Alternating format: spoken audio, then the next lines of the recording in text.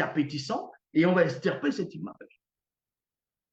Donc, on vous apprend, dans Origine 6, lorsque les hommes, les premiers hommes ont commencé à se multiplier, c'est-à-dire les Noirs, ils ont commencé à engendrer des femmes encore plus. Et on vous dit que ces femmes étaient belles et élégantes. Elles n'avaient pas de défaut. Donc, elles étaient d'une beauté incroyable. Elles n'avaient pas de défaut corporel. Elles étaient parfaites en beauté. Il y a virgule ici. Retenez bien le mot parfaite en beauté. Vous allez comprendre quelque chose. Il n'y a qu'un seul enseignant. Elles étaient parfaites en beauté, virgule, d'une beauté telle qu'elle était agréable à voir. Aucune autre créature terrestre, excepté Moto et Muto, et ceux qui sont directement de Muto, ne leur étaient comparables en beauté. Elles apparaissaient comme l'aurore, et le contour de leurs hanches pouvait déstabiliser tout homme non initié qui aurait posé le regard sur elles. Bible Kalatamba est la seule version authentique originelle, vous révèle que la femme, au départ noire ici, la femme, puisque ces femmes-là sont issues de Mouton, dont elles ne dépassent pas Mouton. Mais on vous dit néanmoins dans Origine, chapitre 6, verset 2, elles étaient parfaites en beauté. Et une autre créature qui était parfaite en beauté, c'était Satan. C'était le chérubin jadis noir. Vous allez comprendre quelque chose.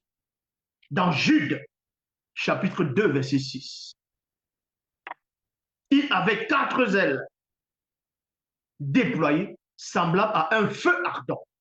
Il était d'une parfaite beauté. Il était d'une parfaite beauté. Et les femmes du début aussi, parfaites en beauté. Donc, les mêmes phrases, parfaites en beauté, pour le chérubin jadis noir, les femmes parfaites en beauté. Voilà, dans la Bible, on retrouve les deux mots-là, correspondant à parfaite en beauté, hein, que ça suit directement au chérubin jadis noir et à la femme et aux femmes. Ça veut dire que la femme a remplacé la beauté du jadis noir.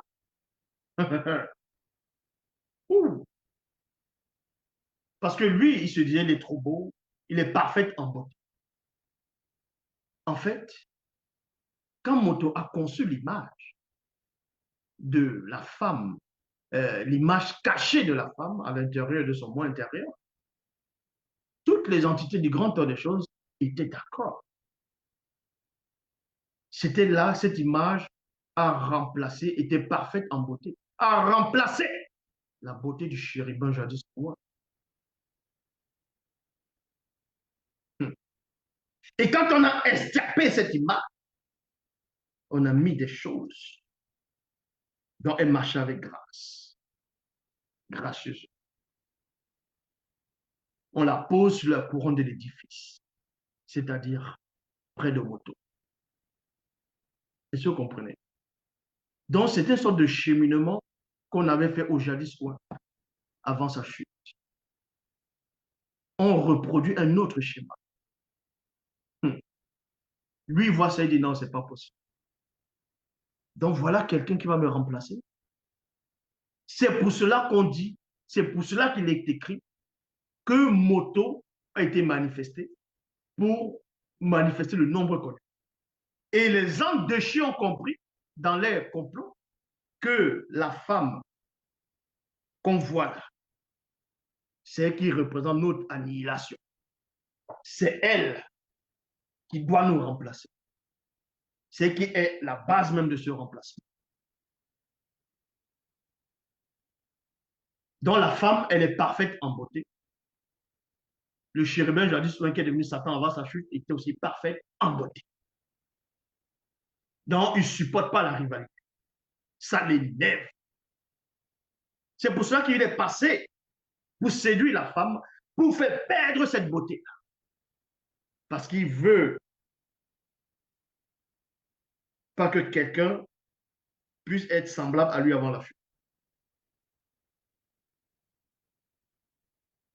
Avant sa chute à lui d'abord.